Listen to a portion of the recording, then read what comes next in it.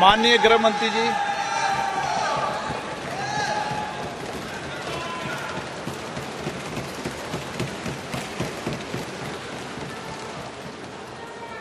माननीय अध्यक्ष जी, सबसे पहले मैं आपका धन्यवाद करना चाहता हूं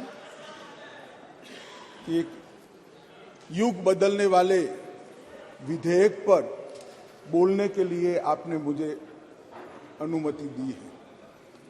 माननीय अध्यक्ष जी, संविधान को संशोधित करने वाले 128वें संविधान संशोधन के समर्थन में बात करने के लिए मैं यहां खड़ा हुआ हूं। माननीय अध्यक्ष जी,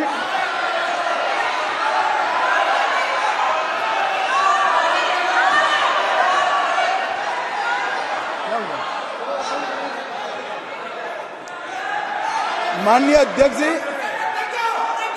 जिसको जाना है डरिए जाने दो मत, आपको। डरिए मत। अरे भाई डरो मत। नो, जिसको जाना है जाने दिया, ऐसे क्यों? प्लीज, कोई भी सदन में रुक सकता है, जा सकता है। माननीय प्लीज अध्यक्ष जी, प्लीज, नो। माननीय अध्यक्ष जी,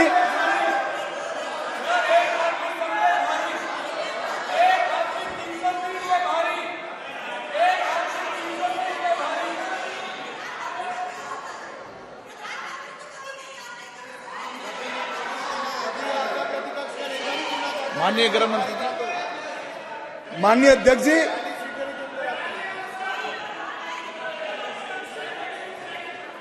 कल का दिन भारतीय संसद के इतिहास में स्वर्ण अक्षरों से लिखा जाएगा। कल गणेश चतुर्थी थी, कल संवत्सरी थी, कल नए सदन का पहली बार कार्य का श्री गणेश हुआ और कल ही के दिन वर्षों से जो लंबित था वो महिलाओं को आरक्षण अधिकार देने का बिल इस सदन में पेश हुआ। माननीय अध्यक्ष जी, आपके माध्यम से मैं इस सदन के नेता और देश के प्रधानमंत्री श्रीमान नरेंद्र मोदी जी को हृदय से साधुवाद देना चाहता हूं कि 140 करोड़ की आबादी में 50% जिसका हिस्सा है वो मातृशक्ति को सच अर्थ में सम्मानित करने का काम माननीय प्रधानमंत्री जी ने किया। माननीय अध्यक्ष जी, ये जो संविधान संशोधन है, ये संविधान संशोधन जैसे ही दोनों सदन सबके सहयोग से पारित करते हैं, उसके साथ ही देश की लोकसभा और देश के सभी राज्यों की विधानसभाओं में 1/3 स्थान मातृशक्ति के लिए आरक्षित हो जाए। इसलिए ये बिल के अंदर अनुच्छेद 239A जो दिल्ली की विधानसभा से संबंधित है, उसमें बदलाव लेकर मेरे साथी मंत्री मेघवाल जी आए हैं। नया अनुच्छेद 330A जो लोकसभा में 1/3 मातृशक्ति का आरक्षण करेगा। नया अनुच्छेद 332A जो राज्यों की विधानसभा में 1/3 मातृशक्ति का आरक्षण करेगा और इसके साथ साथ एससी और एसटी वर्ग के लिए जितनी भी सीटें रिजर्व है उसमें भी 1/3 सीटें मातृशक्ति के लिए आरक्षित हो जाएगी। माननीय अध्यक्ष जी, इसके साथ महिलाओं के अधिकार की एक लंबी लड़ाई का अंत हो जाएगा और जिसकी कल्पना इस G20 की बैठक में सम्माननीय नरेंद्र भाई ने समग्र विश्व के सामने रखी वुमन लेड डेवलपमेंट, उसके नए युग के श्री गणेश इसी बिल से होने जा रहे हैं। क्योंकि अब इस देश की माता, इस देश की मातृशक्ति, इस देश की बेटी न केवल नीतियों के अंदर अपना हिस्सा पाएगी, नीति निर्धारण करने में भी अपने पद को सुरक्षित कर पाएगी। माननीय अध्यक्ष जी, कुछ पार्टी के लिए महिला सशक्तिकरण एक पॉलिटिकल एजेंडा हो सकता है। कुछ पार्टियों के लिए महिला सशक्तिकरण, माननीय अध्यक्ष जी, एक राजनीतिक मुद्दा हो सकता है। कुछ पार्टियों के लिए महिला सशक्तिकरण का नारा ये चुनाव जीतने का एक हथियार हो सकता है, परंतु मेरी पार्टी और मेरे नेता नरेंद्र मोदी जी के लिए महिला सशक्तिकरण राजनीतिक मुद्दा नहीं है।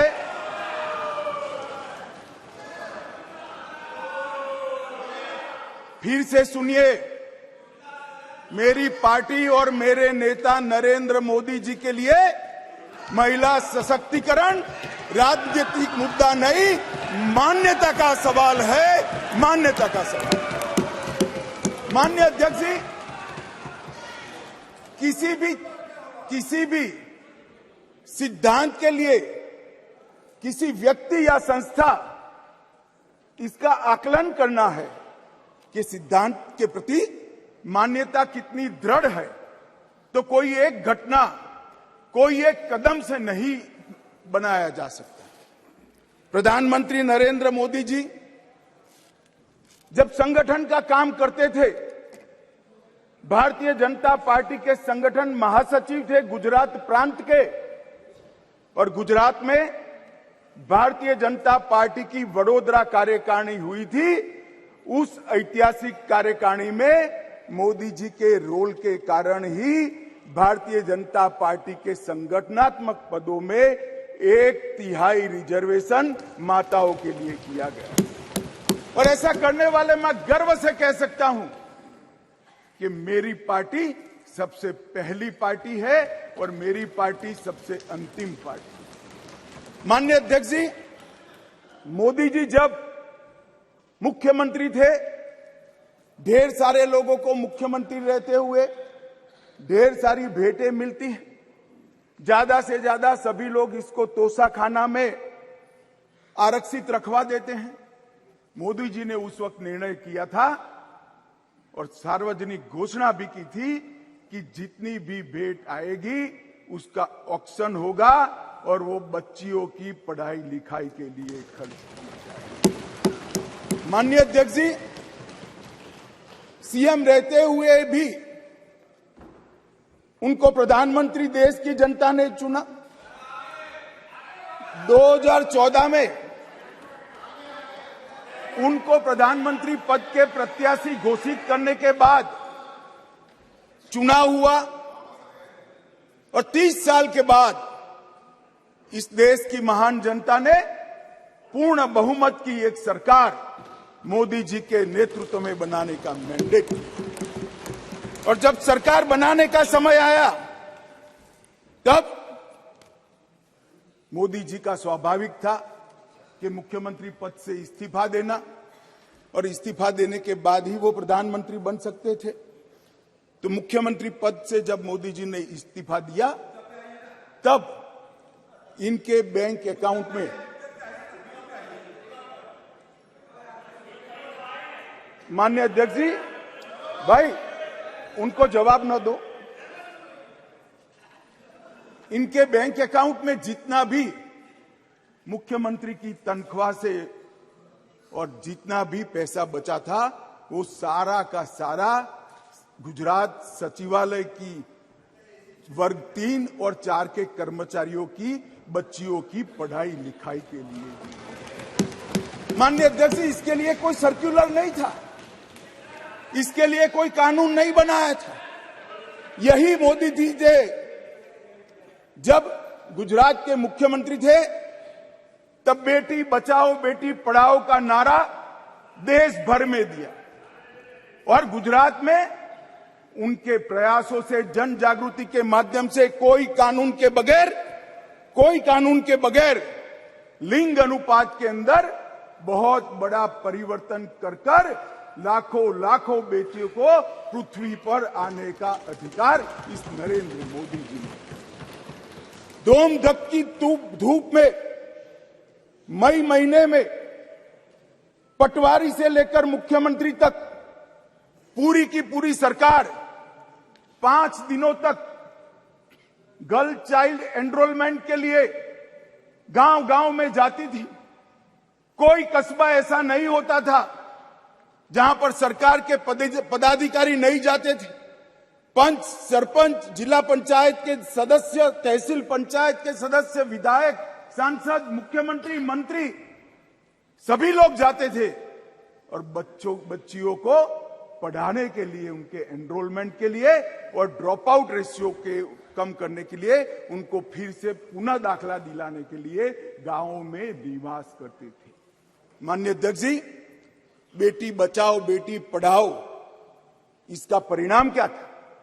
एक और तो लिंग अनुपात में बहुत बड़ा अंतर आया और दूसरी ओर कांग्रेस पार्टी जो लेगेसी छोड़कर गई थी गुजरात में, उसमें प्राइमरी एजुकेशन में 37% ड्रॉप आउट रेशियो था और मोदी जी जब मुख्यमंत्री से प्रधानमंत्री बनने के आए तब वो 30% ड्रॉप आउट रेशियो घटकर 0.70% है।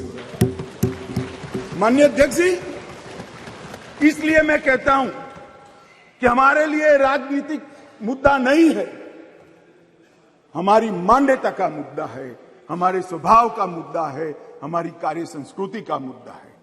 माननीय अध्यक्ष जी, जहां तक नरेंद्र मोदी जी की केंद्र में सरकार बनी, ये कह रहे हैं कि पहले भी हुआ था, पहले रोक लिया गया, ये सब बातें तो मैं बाद में बताता हूं, परंतु ये जो महिला सशक्तिकरण की बात है, ये संविधान संशोधन से जुड़ी हुई नहीं है। महिलाओं के लिए सुरक्षा, सम्मान और सहभागिता, ये तीनों चीजें जिस दिन मोदी जी ने इस देश के प्रधानमंत्री पद का शपथ लिया, जिस दिन से भारतीय जनता पार्टी की सरकार बनी, इस सरकार का श्वास और प्राण दोनों बने हुए हैं। माननीय अध्यक्ष, कई ऐसी चीजें हैं जो हुई है। आज मैं कहना चाहता हूं माननीय अध्यक्ष जी, जिस दिन मोदी जी इस देश के प्रधानमंत्री बने, इस देश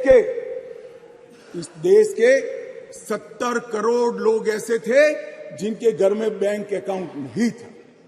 मोदी जी ने जनधन योजना चालू करी, बैंक अकाउंट खोलने का अभियान चालू किया, 52 करोड़ बैंक अकाउंट खोले गए और 52 करोड़ बैंक अकाउंट में से 70% बैंक अकाउंट माताओं के नाम से खोले गए। माननीय अध्यक्ष जी, माताओं के नाम से आज महिला सशक्तिकरण हुआ है। सारी योजनाओं का जो पैसा जा रहा है, माननीय अध्यक्ष जी,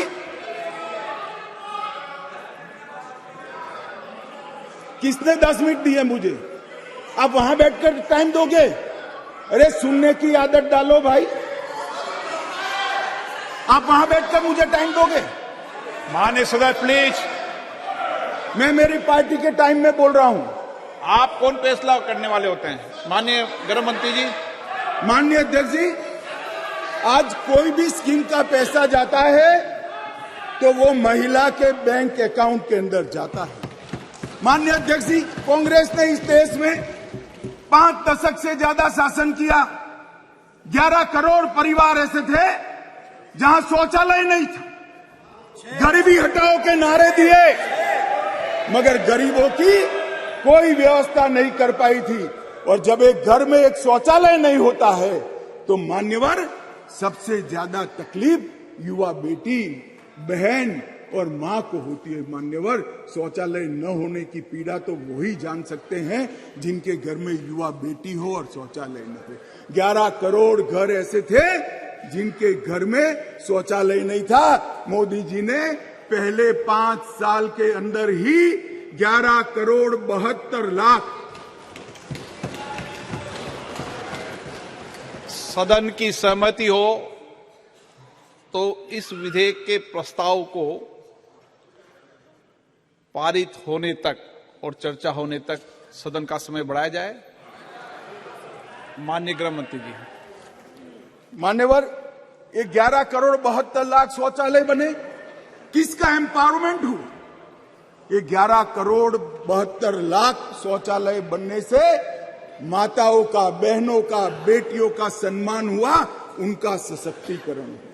10 करोड़ परिवार धुएं से युक्त थे, कंडे और टहनियां जलाकर आंख का नेत्रमणि खत्म हो जाता था, फेफड़े फाइब्रोसिस से भर जाते थे। 10 करोड़ घरों में एलपीजी का मुफ्त कनेक्शन देकर माताओं का सशक्तिकरण करने का काम किया। 3 करोड़ से ज्यादा माताओं को घर दिया, और वो घर माता के नाम से करने का काम हमारे प्रधानमंत्री नरेंद्र मोदी जी। मान्यवर, 12 करोड़ घर ऐसे थे जहां पीने का पानी नहीं था।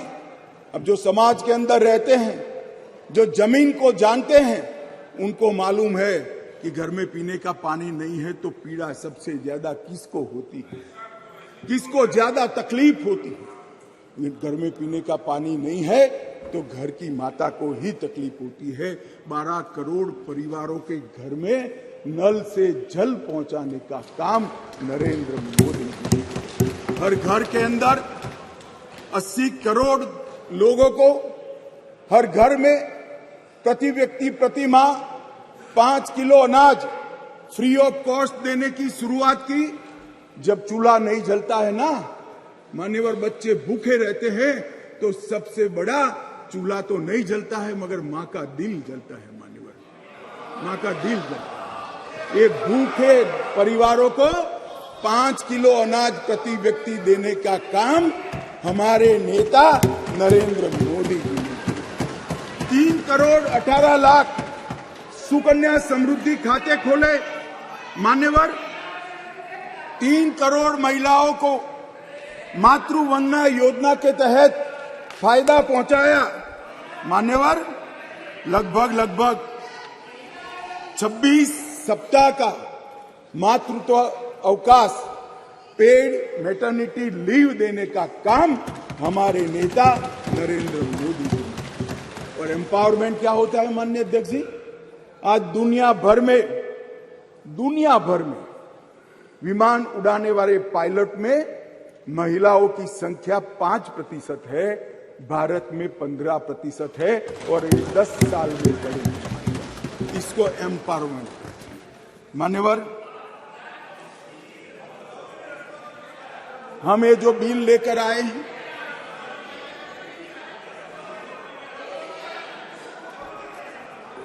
मान्यवर, ये जो बिल लेकर हम आए हैं, कई सारी साथी महिला सांसदों ने कहा कि महिला को रिजर्वेशन देकर नीचा नहीं दिखाना चाहिए, महिला भी उतनी ही सशक्त है जितना पुरुष सशक्त है। मैं आपसे एक कदम आगे जाता हूं, महिला पुरुष से भी ज्यादा सशक्त है, महिला पुरुष से भी ज्यादा, मगर समाज व्यवस्था ऐसी बनी है जिसके अंदर इस आरक्षण से अब डिसीजन मेकिंग में, पॉलिसी मेकिंग के अंदर महिलाओं की भागीदारी सुनिश्चित कर दी जाएगी।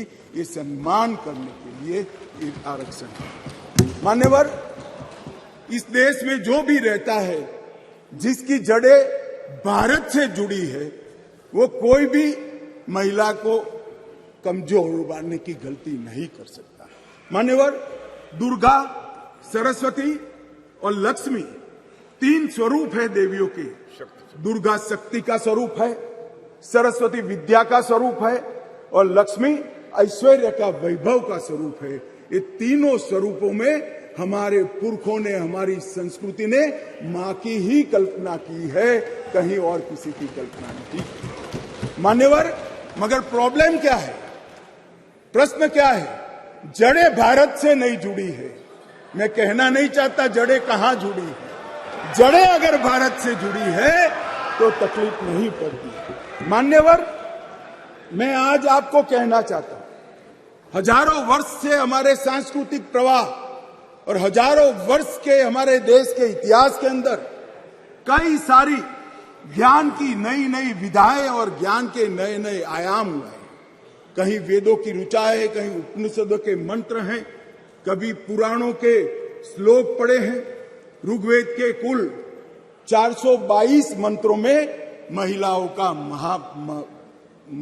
का महिमा मंडन करने का काम हमारे ऋषियों ने किया है। वेदों की रचना में योगदान देने वालों में गार्गी, मैत्रेयी, घोषा, विश्वम्भरा, श्रद्धा, संध्या, देवयानी, सची, अदिति, लोपामुद्रा, ये सारी माताओं ने वेदों को संवेदना से परिपूर्ण कर कर समग्र चराचर की चिंता करने वाली बनाए। माननीय अध्यक्ष जी, कहा जाता है अदिति को इंद्र की मां कहा जाता है। मान्यवर, अदिति चारों वेदों में पारंगत थी और चारों वेदों को पूर्ण करने में उन्होंने बहुत बड़ी भूमिका निभाई।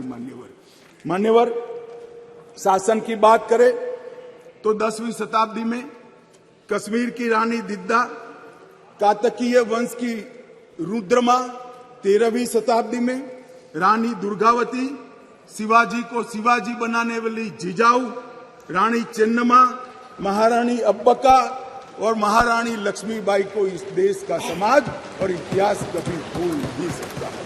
मान्यवर, शिक्षा और समाज सेवा के क्षेत्र में गार्गी, मैत्रेयी, सुलभा, वड़वा, प्रतिथेयी, अरुंधति और सावित्रीबाई फुले ने इस समाज को संपूर्ण बनाने के लिए अपना योगदान दिया। हमें बिल जो लेकर आए हैं मान्यवर, ये भाव से लेकर नहीं आए। एक प्रकार की समाज व्यवस्था बनी है और समाज व्यवस्था में एक क्षति है। एक क्षति को सुधारने के लिए, महिलाओं को प्रतिभागिता बढ़ाने के लिए, उनका सम्मान करने के लिए 50% आरक्षण लेकर आज हम यहां पर आए हैं। मान्यवर, जहां तक ढेर सारे लोगों ने अलग अलग प्रकार की बातें की है मान्यवर, मैं आज यहां कुछ चीजों का जवाब भी जरूर देना चाहूंगा। मैं इससे पहले स्पष्ट कर देता हूं, कोई ये जवाब को अपने दिल से न लगा ले। मैं किसी भी दल के खिलाफ बोलना नहीं चाहता। बहुत मौके आएंगे जहां राजनीतिक उत्तर देने की जरूरत होगी, दमखम के साथ देंगे, डट कर देंगे। परंतु एक ऐसा मौका है जिसमें ये सदन ने समग्र देश को ही नहीं मान्यवर, आपके माध्यम से समग्र विश्व को ये संदेश देने की जरूरत है कि मोदी जी ने जिसकी कल्पना करी, एक वुमन लेड डेवलपमेंट के लिए पूरा सदन एक मत। मान्यवर, मगर कुछ चीजें यहां कही गई है, इसलिए मेरा बहुत जरूरी है कि इसकी स्पष्टता कर दी जाए।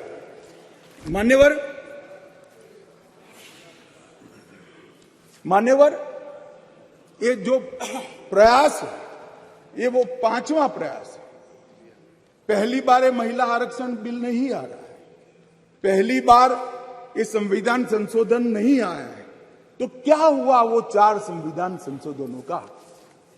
क्यों आज मोदी जी ने लेकर आना पड़ा? देवगौड़ा जी से लेकर मनमोहन सिंह जी तक, बीच में 2 बार अटल जी ने, 4 बार प्रयास हुए, क्यों नहीं हुआ? कौन कारण था? किसके कारण पास नहीं हुआ? क्या प्रयास अधूरे थे? क्या मंशा अधूरी थी? या कुछ लोगों ने इस प्रकार का किया कि आगे हो ही न पाए? मान्यवर, ये मैं जरूर बताना चाहता हूं। मान्यवर, सबसे पहले इस संविधान संशोधन विधेयक 81वें संशोधन विधेयक के रूप में 12 सितंबर 1996 में आया, देवगौड़ा जी लाए। मुझे कोई आपत्ति नहीं है भाई, इसका पूरा यश कांग्रेस पार्टी में के अकाउंट में डालना है तो डाल दीजिए। आप भी वोट दे दीजिए, सहमति दे दीजिए, अपने आप आपको वोट मिल जाएगा। परंतु मैं जो स्थिति है, जो सच्चाई है, वो देश की करोड़ों माताओं बहनों को बताना चाहता हूं। ये विधेयक को पहली बार लेकर आए एच.डी. देवगौड़ा प्रधानमंत्री जी थे, तब ये सरकार लेकर आई। मान्यवर, उस वक्त कांग्रेस पार्टी विपक्ष में बैठा करती थी। देवगौड़ा जी की नहीं, और उनके ही कारण गिर गई थी। सरकार में नहीं थे, सरकार में नहीं थे। अरे बैठो यार। मान्यवर, विधेयक सदन में रखने के बाद विधेयक को गीता मुखर्जी की अध्यक्षता में एक संयुक्त समिति को दे दिया गया और संयुक्त समिति ने 9 दिसंबर 1996 को अपनी रिपोर्ट दे दी, परंतु दुर्भाग्य से विधेयक कभी सदन तक पहुंच नहीं पाया, आया ही नहीं। क्या हुआ मालूम नहीं। और जब 11वीं लोकसभा का विघटन हो गया तो अनुच्छेद 107 के तहत इस विधेयक को लैप्स माना गया और विधेयक वही चला गया। मान्यवर, फिर अटल जी प्रधानमंत्री बने। 14 दिसंबर 1998 में 84वां संविधान संशोधन विधेयक आया और ये विधेयक 12वीं लोकसभा के विघटन के साथ समाप्त हो गया, क्योंकि इसको पेश ही नहीं करने दिया। कुछ दृश्य हुए थे, इस सदन में मैं बोलना नहीं चाहता। अडवाणी जी के हाथ से बिल छीन लिए गए। नहीं, वो ठीक है भैया। नहीं, अभी भी कर रहे हो ना आप, अभी भी कर रहे हो मान्यवर। और 12वीं लोकसभा के साथ अनुच्छेद 107 के तहत वो विलोपित हो गया। फिर 13वीं लोकसभा में अटल जी ही प्रधानमंत्री थे और हम फिर से बिल लेकर आए और उस पर भी चर्चा नहीं हो पाई। अब किसने नहीं की इसमें मैं जाना नहीं चाहता, क्योंकि आज मैं किसी को दोषारोपण करने के लिए नहीं आया हूं। मगर इस संसद ने, इस सम्मानीय गृह ने कभी न देखे हो इस प्रकार के कुछ दृश्य 13वीं लोकसभा में देखे, जो पुराने अनुभवी सांसद है उन्होंने देखे हैं मान्यवर। और वो भी अनुच्छेद 107 के तहत विलोपित हो गया। इसके बाद में संविधान का 108वां संशोधन डॉक्टर मनमोहन सिंह जी लेकर आए। मनमोहन सिंह जी संशोधन लेकर आए, वो पहले राज्यसभा में रखा, राज्यसभा में संशोधन पारित हुआ, उसके बाद में लोकसभा में लाने का मौका ही नहीं हुआ और वो विधेयक भी विलोपित हो गया। तो कल जो मैं कहता था अधीर रंजन जी कि विधेयक, आपने कहा कि विधेयक अभी लंबित है, लंबित नहीं है, जिंदा नहीं है, जीवित भी नहीं है। बैठ जाओ, मैं समझा देता हूं। आप बैठ जाइए, मैं समझा देता हूं। मान्यवर, जब लोकसभा का विघटन होता है, लोकसभा जब विघटित हो जाती है तो अनुच्छेद 107 के तहत लंबित विधेयक जितने भी है वो विलोपित हो जाते हैं, यहां पर नहीं रहते। नहीं, कल उन्होंने सवाल किया था कि विधेयक क्यों फिर से लाना पड़ा। हमारा विधेयक पड़ा है, नहीं पड़ा है, इसलिए विधेयक फिर से लाना।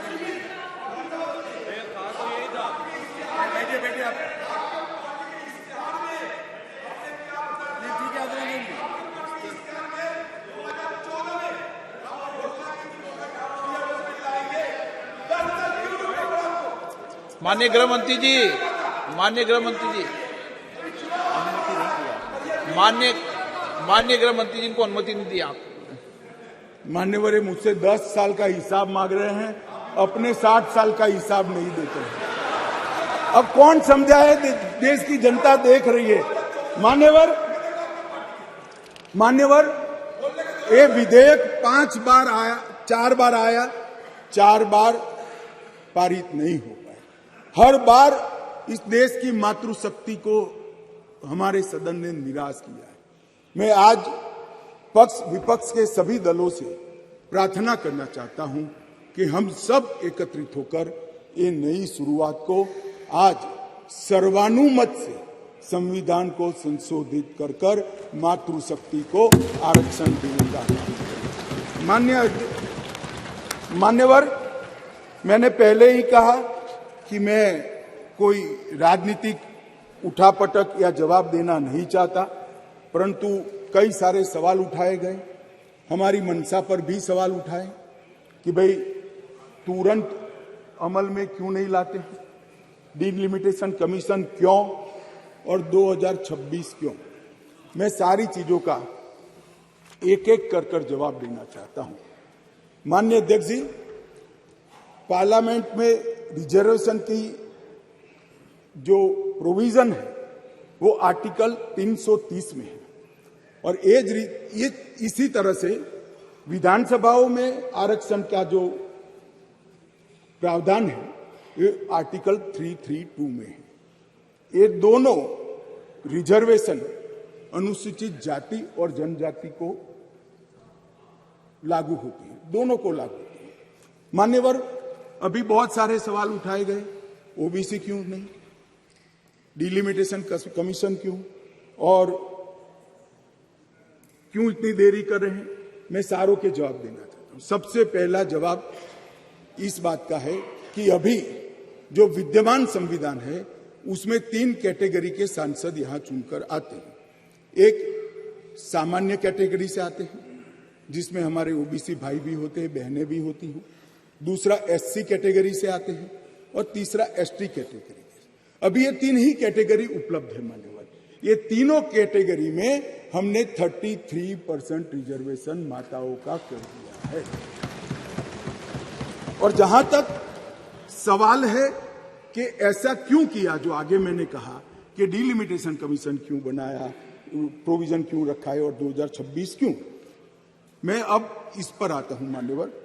अभी जो संविधान संशोधन आया है इसमें आर्टिकल 330A और आर्टिकल 332A इसके माध्यम से वुमेन रिजर्वेशन का प्रोविजन हमने किया है और इसी के साथ साथ तीनों कैटेगरी में, सामान्य कैटेगरी में, एससी कैटेगरी में और एसटी कैटेगरी में वर्टिकल रिजर्वेशन देकर 1/3 सीटों को महिलाओं के लिए, माताओं के लिए आरक्षित करने का काम ये संविधान संशोधन जो मेघवाल जी लाए हैं उसको लेकर आए हैं।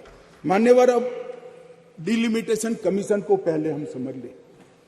डिलिमिटेशन कमीशन हमारे देश की चुनाव प्रक्रिया को निर्धारित करने वाली एक महत्वपूर्ण इकाई का कानूनी प्रावधान है और वो अपॉइंटमेंट से होती है, मगर वो क्वासा जुडिशियल प्रोसीडिंग्स होती है। इसकी अध्यक्षता सुप्रीम कोर्ट के रिटायर्ड जज करते हैं। इसके अंदर चुनाव आयुक्त के एक प्रतिनिधि भी होते हैं और भी 2-3 संस्थाओं के प्रतिनिधि होते हैं जो चुनाव की प्रक्रिया के साथ जुड़े हुए होते हैं और इसके कानून के तहत सभी मान्य राजनीतिक दलों के एक सदस्य भी उस डिलिमिटेशन कमीशन के मेंबर होते हैं। अब 1/3 मान्यवर 1/3 सीटों का रिजर्वेशन करना है तो वो सीटों कौन तय करेगा? ये जो कह रहे हैं क्यों नहीं कर देते, कौन करे? हम करें और फिर वायनाड रिजर्व हो गया है तो आप क्या करोगे? हमको कहोगे कि भाई पॉलिटिकल कर दिया। ओवैसी साहब नहीं, अगर हैदराबाद रिजर्वेशन होगा, रिजर्व हो गया तो कहोगे कि भाई पॉलिटिकल रिजर्वेशन कर दिया। इसलिए ये बहुत अच्छा है कि ये डिलिमिटेशन कमीशन जो क्वासा जुडिशियल प्रोसीडिंग से चलता है, हर राज्य में जाकर, हर क्षेत्र में जाकर ओपन हियरिंग देकर ट्रांसपेरेंट पद्धति से इसका नीति निर्धारण करता है, वो डिलिमिटेशन कमीशन से इसका निर्धारण हो। इसके पीछे केवल और केवल पारदर्शिता का ही सवाल है मान्यवर। कोई पक्षापक्षी नहीं होनी चाहिए और मान्यवर, मैं इतना ही कहना चाहता हूं कि कुछ लोगों ने आज सोशल मीडिया में भूमिका बनाना शुरू की है। हालांकि बहुत मुझे अच्छा लगा, सबको मैंने सुना है, सबने समर्थन करने का अपने भाषणों के अंदर वादा किया है, परंतु सोशल मीडिया में कुछ लोग भूमिका बना रहे हैं कि भाई इस विधेयक को अब इसलिए समर्थन न करो कि इसमें डिलिमिटेशन कमीशन का है और अभी के चुनाव में नहीं होगा। कुछ लोग कह रहे हैं इसमें ओबीसी आरक्षण नहीं है, मुस्लिम आरक्षण नहीं, इसलिए समर्थन न करो। मैं अलग कहता हूं, अब समर्थन नहीं करोगे तो क्या जल्दी आरक्षण आ जाएगा?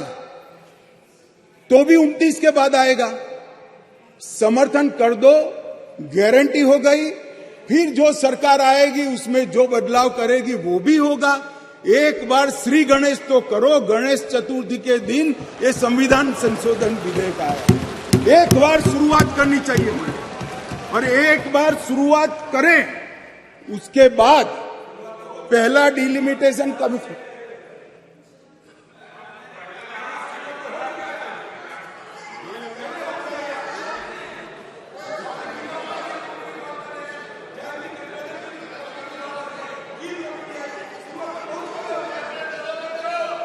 मगर पारित नहीं हुआ मान्यवर। ये कमेटी में रखना ही शुरुआत मानते हैं। इनके जो नारे हैं गरीबी हटाओ जैसे हैं, 50 साल हो जाए मगर गरीबी नहीं हटती। हम ऐसे नहीं है मान्यवर। हम तो जो कहते हैं मोदी जी के नेतृत्व में जो कहा जाता है वो किया जाता है मान्यवर। इससे कोई देरी नहीं होनी है। चुनाव के बाद तुरंत ही जनगणना और डिलिमिटेशन दोनों होंगे और बहुत जल्द ये दिन आएगा कि सदन में 1/3 माताएं यहां बैठकर देश के भाग्य को तय करती होगी। मान्यवर, अभी हमारे साथी सांसद अभी चले गए। उन्होंने कहा देश जो लोग चलाते हैं, अब सब लोगों की अपनी अपनी समझ होती है। उन्होंने कहा कि देश जो लोग चलाते हैं उसमें सिर्फ 3 ओबीसी है। अब इनकी समझ है कि देश सेक्रेटरी चलाते हैं, मेरी समझ है देश सरकार चलाती है। मान्यवर, संविधान की स्कीम है, देश की नीतियों का निर्धारण इस देश की कैबिनेट करती है, इस देश की सरकार करती है, इस देश की संसद करती है। और आंकड़े अगर आपको चाहिए तो मैं बता देता हूं, सुनने के लिए आप बैठे नहीं हो। भारतीय जनता पार्टी के सांसद में 29%, 85 सांसद ओबीसी कैटेगरी के हैं। कंपैरिजन करना है तो आ जाइए। और मंत्री भी 29 ओबीसी कैटेगरी के हैं। मान्यवर, सस्ते चुनावी वादे करना और पॉलिटिकल भाषण करना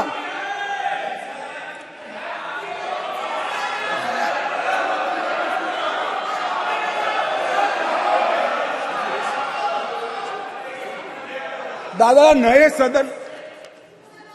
सदन में तो उम्र के हिसाब से कुछ करिए। मान्यवर, बीजेपी के ओबीसी एमएलए 1358 में से 365 है, 27% है। ये सभी ओबीसी का राग आलापने वालों से ज्यादा है। मान्यवर, बीजेपी के ओबीसी एमएलसी 163 में से 65 है, 65 है, 40% है। ये 33% की बात करते हैं। मान्यवर, चुनावी भाषण करना बहुत ठीक है, कोई एनजीओ बनाकर दे देता है, चिट्ठियां आकर पढ़ जाना ठीक है। भैया, मन से पिछड़ा वर्ग का कल्याण करने का काम हमारे नेता नरेंद्र मोदी जी ने किया। नरेंद्र मोदी जी जब पहली बार संसद के अंदर नेता चुने गए, संसद के अंदर नेता चुने गए और कहा गया उनको भाषण करने के लिए, लिखा हुआ भाषण एक साइड पे रह गया। उन्होंने कहा 2014 में मेरी सरकार दलितों की सरकार है, आदिवासियों की सरकार है, पिछड़ों की सरकार है, महिलाओं की सरकार। और मान्यवर, आज देश के 80 करोड़ गरीबों को घर, शौचालय, बिजली, पानी, दवाई, गैस का सिलेंडर, और खाने के लिए अनाज देने के बाद आज माताओं के लिए 33% आरक्षण नरेंद्र मोदी जी लेकर आए हैं। और मोदी जी ने ये जो वादा किया था, मान्यवर, ये जो वादा किया था वो मोदी जी ने पूरा किया है। और ये सारे जो ओबीसी का राग आलपते हैं उनको मैं कहना चाहता हूं, आपकी पार्टियों ने कभी ओबीसी प्रधानमंत्री नहीं बनाया, भारतीय जनता पार्टी ने ओबीसी प्रधानमंत्री बनाया। मान्यवर, इसलिए मैं सभी दल के सांसदों को एक विनती करना चाहता हूं, आपको लगता है इसमें कुछ अधूरा है तो कल सुधार लेंगे, मगर हम जो लेकर आए हैं वो महिलाओं के सम्मान की बात है। कृपया उसका समर्थन कीजिए। 4 बार इस संसद को, देश की माताओं को हमने निराश किया है। इस बार राजनीतिक पक्षापक्षी से ऊपर उठकर दलगत राजनीति से ऊपर उठकर हम सब ये विधेयक का समर्थन करें। और यश आपका भी है, हमारा भी है, छोटे से छोटे निर्दलीय सांसद का भी है। ये यश संसद का है, सदन का है। हम सब मिलकर इसको पारित करें, यही मेरा सबसे अनुरोध है।